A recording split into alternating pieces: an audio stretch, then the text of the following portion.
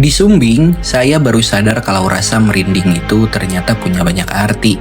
Bukan cuma karena dingin gunung, tapi karena momen yang datang silih berganti. Perjalanan kami ditemani hujan besar sejak jalur mulai meninggi. Setiap langkah berat, tapi justru di situ rasanya hidup terasa lebih berarti. Malamnya, city light terlihat jelas dari ketinggian, kecil tapi menenangkan.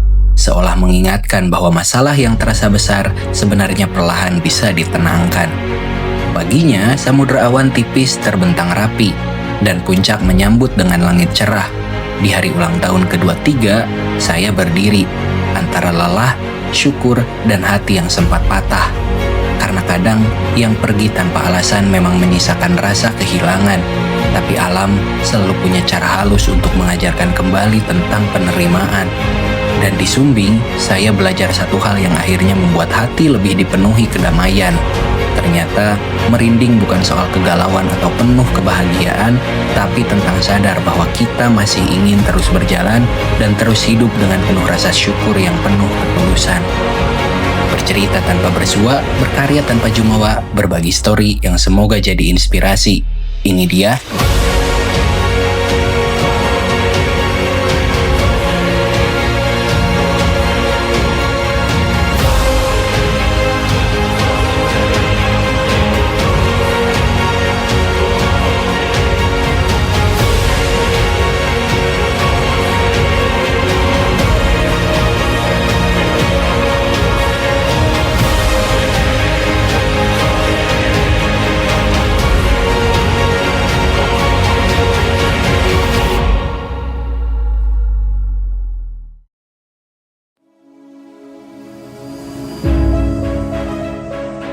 Perjalanan kali ini bukan sekadar naik gunung biasa. Kami berangkat dengan satu tujuan sederhana, menuntaskan seri Gunung 3S, Sindoro, Slamet, dan kini Sumbing.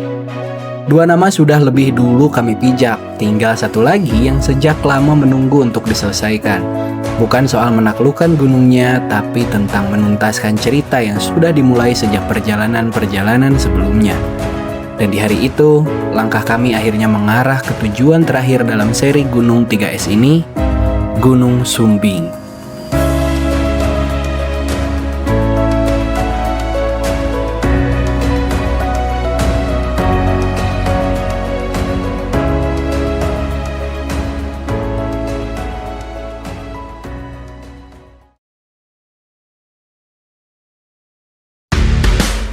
Perjalanan menuju Gunung Sumbing kali ini dimulai dengan rombongan berjumlah 13 orang.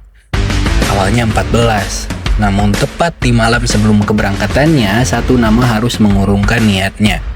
Pak Lurah, yang sebelumnya juga ikut dalam perjalanan ke Sindoro dan Slamet, tiba-tiba mendapat tanggung jawab yang tak bisa ditinggalkan. Ada rencana yang memang harus kalah oleh kewajiban, dan sebagai orang yang sering berjalan bersama beliau, rasanya ada ruang kosong yang ikut tertinggal pagi itu. Mari sama-sama doakan semoga setiap pemimpin selalu diberi kesehatan, kekuatan, dan kebijaksanaan dalam menjalankan amanahnya. Termasuk Pak Lurah kami, semoga segala urusannya dimudahkan. Kami akhirnya tetap berangkat sekitar pukul 8 hingga setengah 10 pagi di hari Jumat 27 Maret. Hari yang terasa sedikit berbeda karena bertepatan dengan ulang tahun ke-23. 8.50 Nur baru mulai berangkat, baru limbangan baru limbangan. Selamat Bapak RW Babil. Perjalanan dimulai santai, penuh canda seperti biasa. Sebelum melanjutkan perjalanan lebih jauh, kami menyempatkan diri menunaikan sholat Jumat di Masjid Besar Alun-Alun Ciamis. Sebuah jeda yang terasa pas, menenangkan langkah sebelum perjalanan panjang benar-benar dimulai. di alun-alun Ciamis mau melaksanakan sholat Jumat dulu. Perjalanan darat menuju Sumbing ternyata bukan sekadar perpindahan jarak, tapi juga perjalanan yang penuh rehat. Kami berkali-kali berhenti bukan karena lelah semata, tapi karena perjalanan panjang memang selalu butuh ruang untuk jeda. Sekitar pukul 2 siang, kami mulai memasuki wilayah perbatasan Jawa Barat dan Jawa Tengah. Jalanan terasa berubah, suasana semakin asing tapi justru menenangkan.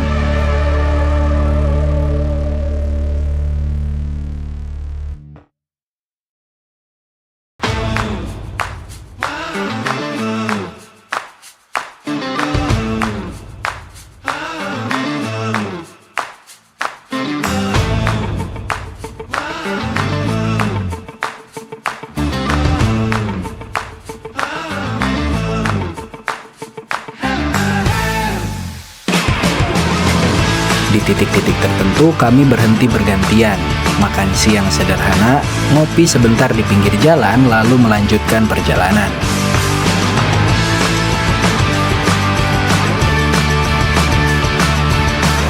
Belas 16 tadi lewat Cilacap, sekarang cukup lapar. Kita makan dulu lur di sisi jalan. Di mana ya, daerah mana yuk?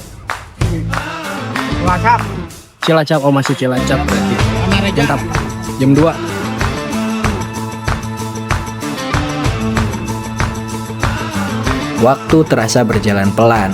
Kami berhenti lagi untuk sholat asar, lalu kembali melaju.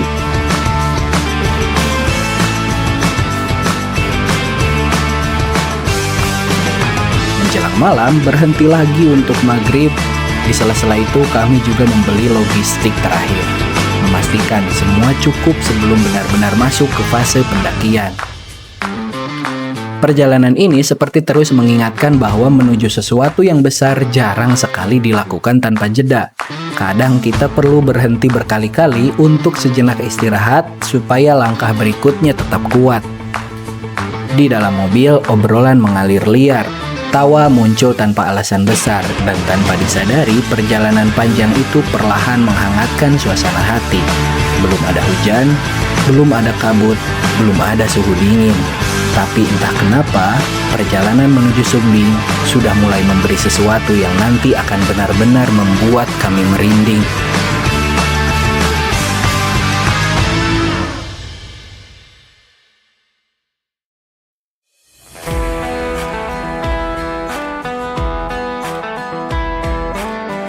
Adalah jalur Dukuh Seman yang kami tempuh untuk mencapai puncak Sumbing kali ini.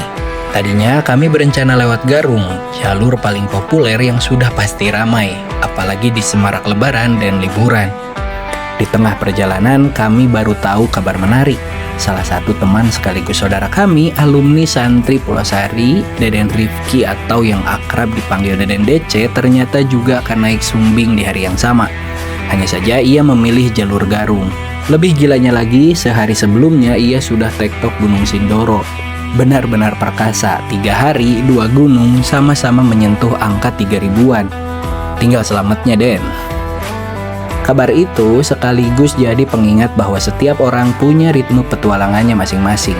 Kami pun lanjut mempersiapkan diri sambil sempat mengecek perkiraan cuaca Gunung Sumbing. Dan hasilnya, lagi-lagi cukup membuat kami merinding. Prediksi menunjukkan pendakian akan ditemani hujan hampir sepanjang waktu. Mau tidak mau, kami ekstrakan persiapan karena perjalanan tetap harus berjalan.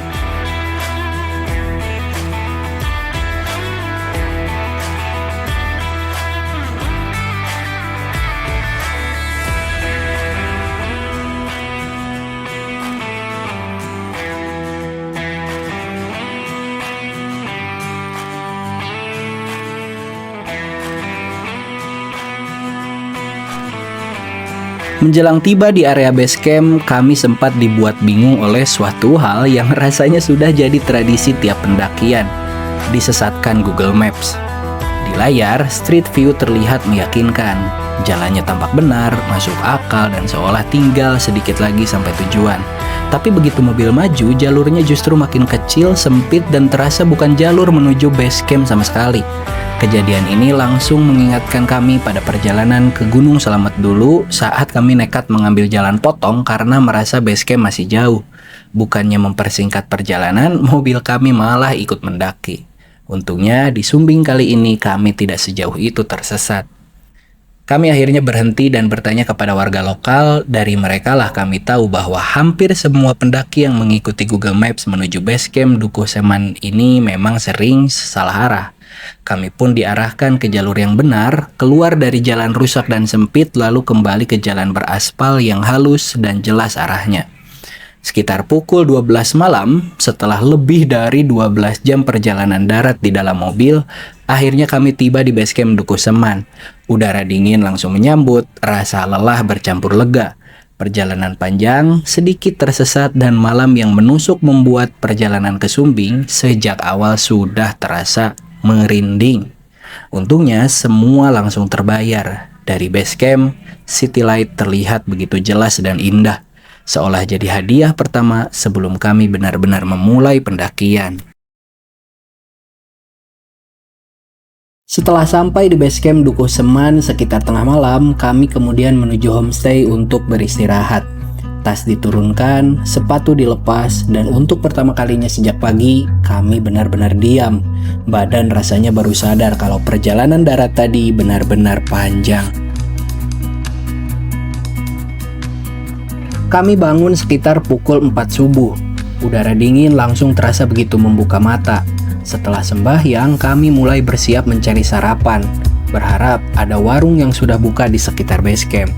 Tapi ternyata Sumbing via Dukuh Seman punya kejutan lain. Di dekat base camp Bimawari, warung terdekat baru buka sekitar jam 8 pagi. Artinya tidak ada pilihan selain turun mencari makanan ke daerah yang lebih rendah. Dengan perut kosong, badan masih kaku, dan suhu pagi yang menusuk, kami berjalan kaki menyusuri jalan yang sepi. Jujur saja, ini agak menyebalkan. Pagi buta, dingin, lapar, dan warungnya ternyata cukup jauh untuk ukuran langkah yang belum benar-benar bangun.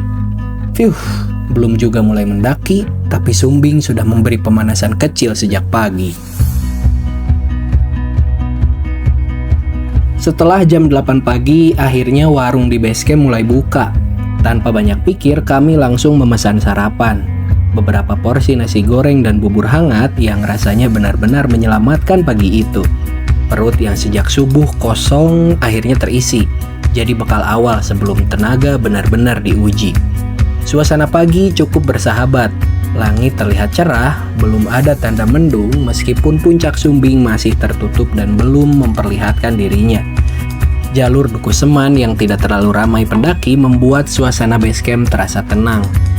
Hampir seperti kami punya waktu lebih untuk menikmati momen sebelum perjalanan panjang dimulai. Kami pun memilih berlama-lama sejenak, menikmati hangatnya pagi sebelum akhirnya benar-benar bersiap melangkah naik.